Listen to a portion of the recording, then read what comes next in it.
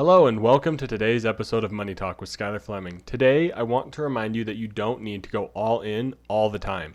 Just like the saying goes, go big or go home, I want to take an opposite approach to that, especially when it comes to changing your financial life. You don't need to figure out everything all at once. We'll talk about making small bets and how that can gain momentum for you towards real and powerful change in your life. Today's episode can apply beyond personal finances, but I'm going to take it from that lens since this is a money podcast. But I hope you will be able to see how some of the points can apply outside of just money. The money talking points for today's episode are: what small bets can I take today to improve my financial situation? And 2, how can I break down my big and overwhelming goal into smaller bets? Keep those money talking points in mind, especially the number 2 one as we get right into today's episode.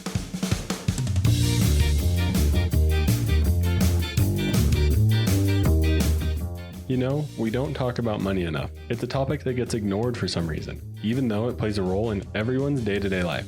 Well, this issue is what brought Money Talk with Skylar Fleming to reality. I know you're probably busy and don't have the time to research and learn about all things that go into personal finance, but that's where this podcast, Money Talk with Skylar Fleming, comes into play. I'm your host, Skylar Fleming, and I'm here to do the research and learn all the extra stuff about personal finance for you. The goal is to simply get us talking about money, so let's get talking.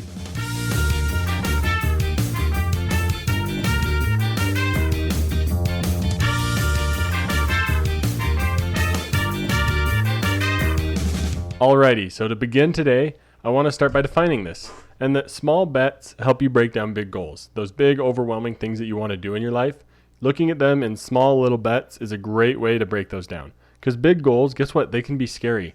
They can be terrifying at times. Becoming a millionaire seems very daunting, but contributing the amount to get your company match in your company's 401k at work is a whole lot easier, and that's how you become a millionaire. Small goals like that lead to small wins, and those small wins help you build momentum. When you realize that you can live on 5% less of your income, and that allows you to save into your 401k, then you're going to start to realize that there's other ways you can save, and there's other things you can do to continue to increase your savings rate. Because that small win of getting that company match, and then 3 years later after you start investing in that 401k, you now see that that money has increased in value, and you're like, wow, look at it go. Let's keep going. And that momentum helps you build.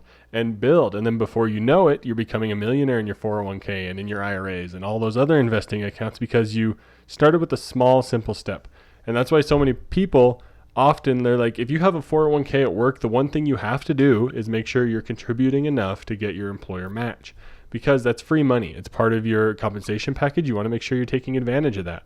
But also, it'll start to help you shift your mindset towards saving for the future and investing, because you're going to get to start to see how investing can lead your money towards increasing more rapidly, and compound interest starts working in your favor. But then you also see the boost of that employer match and it starting to grow more and more. So those small wins, and just taking a look at from this money perspective of starting to contribute to your 401k, can help build that momentum needed to become a millionaire or become financially independent.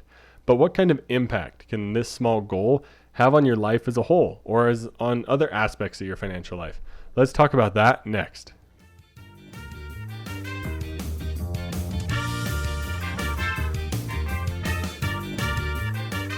So small bets, they make it a lot easier to do things. They're less intimidating. There's less of a large mental block behind it because it's something small. And big goals actually will get accomplished with small bets. That ginormous goal, like the previous example of becoming a millionaire. Let's look at a new example. Let me think of one real quick. Let's say that you want to have a very robust rental real estate portfolio where you're living off of just that, and you're able to be financially independent, and you really enjoy taking care of your properties. So that is your career and financial independence goal, is to have a good, nice, large rental property portfolio. So let's break that down into some small bets. How do you accomplish this massive goal of being independent and living off of your rental income? So how do you actually break that down? Well, first you got to research like how to actually do it. Like, how do you build a rental portfolio? How do you actually buy your first place? Because you're not going to have that in-depth and large rental portfolio without getting one place at the very beginning. So you shouldn't be looking at that big grand picture, although that can be a great motivation and a motivating tool for you, but you should be looking at the small thing that has to happen before you can even get there, because you're not going to wake up one day and then 3 months later you suddenly have that big portfolio. It's going to take time. So yeah, that's the main thing I think to realize when big goals are like stumping you, is that there's a lot of time involved. And I'm having to tell myself this over and over again with this podcast growing or separate other side hustles that I want to try doing, is that it's all about giving it some time and continuing to learn and grow your skills. But if you want to reach that rental portfolio, you got to make sure you start with something that's actually feasible, which is getting your first rental property. And then you got to look into what does that consist of? Well, do you need a certain percentage down since you may not be living in it? Are you going to be living in it and have like a duplex situation? Are you going to rent out a basement of a house because you live near a college and there's going to be college students that would be willing to rent it out? Are you going to get a duplex or like a quadplex or something like that and live in one of the units yourself and then rent out the other 2 or 3? Is that going to be what you're going to do? Because that might adjust how much money you have to put down or how much money you need in order to finance something like this. How are you going to finance it? I don't mean to overwhelm you with all the different little pieces that I can throw at you, but it's an important step when reaching that bigger goal is take it and break it down into those little steps. And those little steps will seem overwhelming, but just choose one of them and get it done and start on that, or learn a little bit about that. Like if there's a bunch of things you need to learn in order before you can actually start doing the process, break down those things you need to learn and just tackle them one by one. Because then when you're going and you get a few done, you're like, heck yeah, look at me learn. I'm checking things off, and you can use that momentum. It's kind of like, I think you can hear a little bit of excitement in my voice just talking about that momentum. But it's like the debt snowball that Dave Ramsey talks about so much, is that when you get that momentum going on your debt payoff journey, then you just start paying it off faster and faster and faster and faster until it's all gone. But how do you use and implement this into your financial life with other aspects? Let's talk about that next.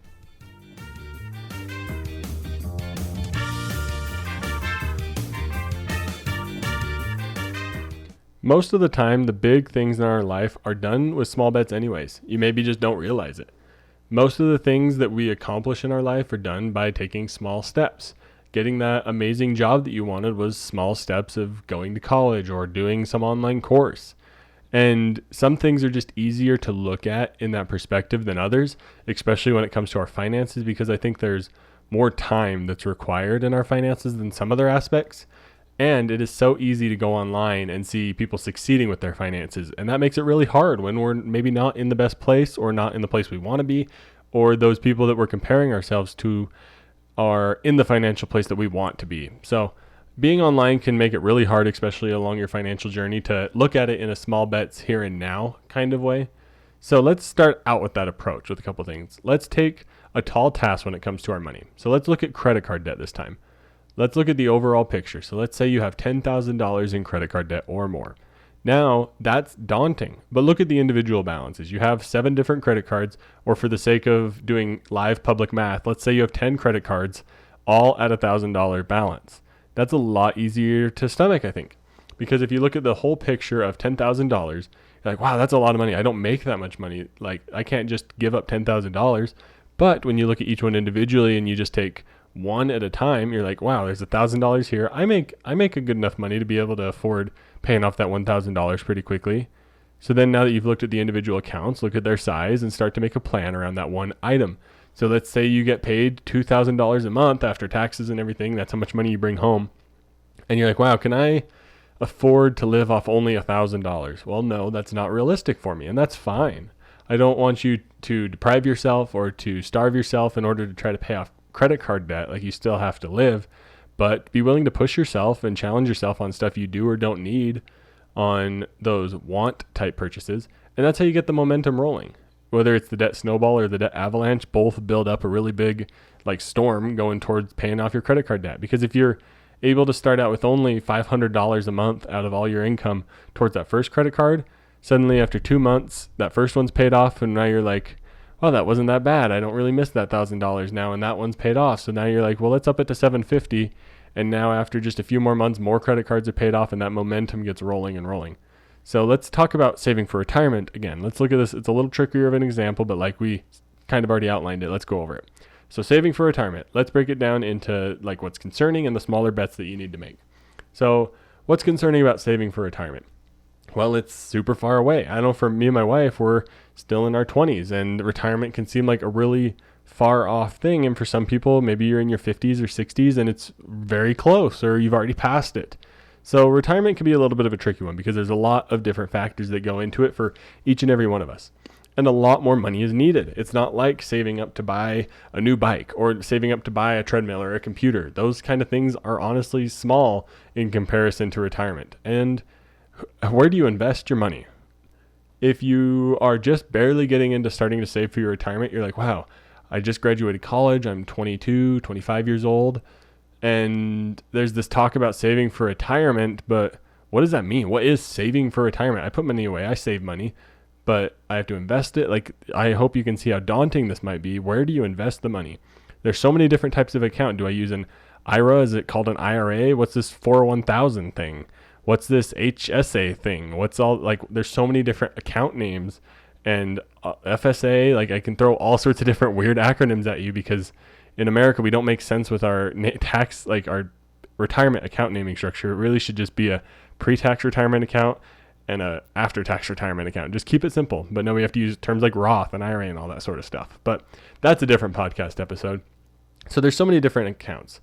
Why are there so many decisions? Well, that's what's frustrating. But that's the part where you need to break it into the small bets. So let's look at some small bet options. So you're confused about starting to save for a retirement account. One of the small bets is just look up what Roth and traditional means and then understand that and check it off. Boom, win, small bet. Look up what an IRA is. It's an individual retirement account. It's a retirement account that isn't associated with your employer. There you go. I just helped you with that small bet. Consider it a win. You just accomplished something towards saving for retirement. What is a 401k and why are they important?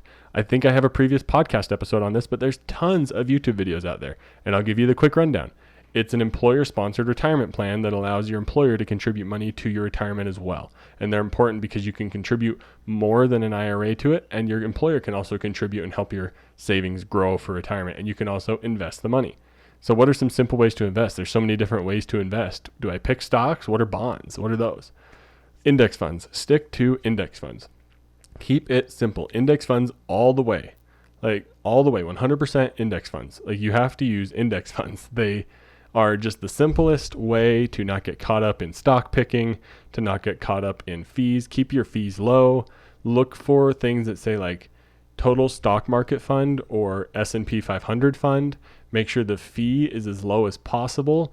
Like if you're looking at your 401k and you have an option of funds to select from where you're going to put it in, make sure you just select the one with the lowest fee. Whether it's a total stock market or an S&P 500 one, those are likely going to be what has the lowest fee.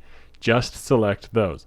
And then now that you actually have money invested and it's not just sitting there not doing anything, then you can begin to look up and maybe understand a little bit more to develop a real investing strategy, but just get your money into a low fee index fund like VTSAX or VOO. There's differences with index funds between a mutual fund and an ETF, which I'm not going to get into, but I hope that I didn't want to present that question because I think it's another obstacle because saving for retirement for some reason is so darn difficult, and there's so many different little things all about it, and keeping it simple is how you have to do it. So just to end my rant here, keep it simple, break down all the little things, invest in index funds, and keep it simple.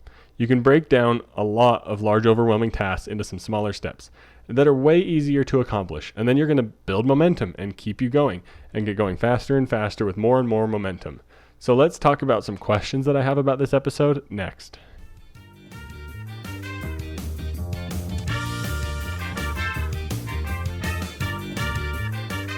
All right, the first question, the first money talking point. What is a small bet that I can take today to improve my financial situation? Well, I think this is a great decision to have with somebody. So I want you to take this episode and please share it with a friend or a family member and then discuss that question afterwards. What is a small bet that I can take today to improve my financial situation? And if you don't know, identify the large goal and then break it down from there. A small bet that my wife and I are taking right now with our finances is working on credit card sign-up bonuses to save towards our trip to Hawaii in a few years when she graduates PA school. That small bonus to help us save towards that, or small goal and small bet, is by making sure to keep an eye out for good sign-up bonuses, making sure our credit cards are optimized well so that we can save credit card points to help save money on our trip to Hawaii. The second money talking point to discuss real quick is how can I break down my big and overwhelming goals into smaller bets? Well, when we break down our investing goals into smaller bets with our individual accounts, we can set small bets and goals with the amounts we want to save, and then once we're confident in our ability to save that amount, we can just continue increasing it. This is the trick and a way that anyone can begin to increase their savings rate. So say you want to save more and more money, the small bet would be to start small and just commit to increasing it. The Automatic Millionaire teaches this idea. Slowly and automatically increasing your savings rate so that you don't notice that it's going up will help you learn to live on smaller amounts very easily. Because trust me, you can live without 10% of your income, with 15, 20%. You can learn to live on less by kind of forcing your hand with a slow and automatic increasing savings rate that's going to ultimately end up help you being able to safely retire. So make sure you go talk about those 2 money points, but let's wrap up today's episode next.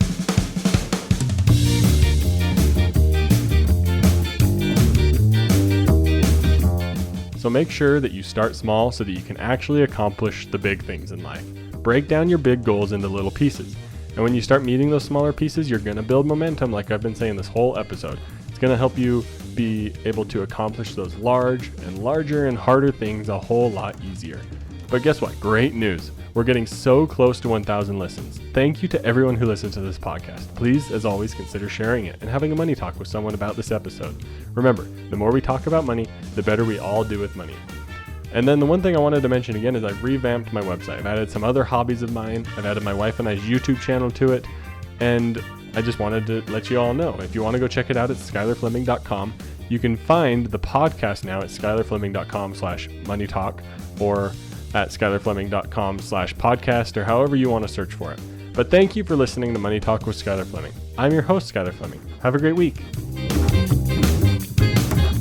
Thank you for listening to Money Talk. The Money Talk show is provided for informational and entertainment purposes and should not be used for personal or specific financial advice. Every situation is unique and different. Please make sure to do your own research for your personal financial situation.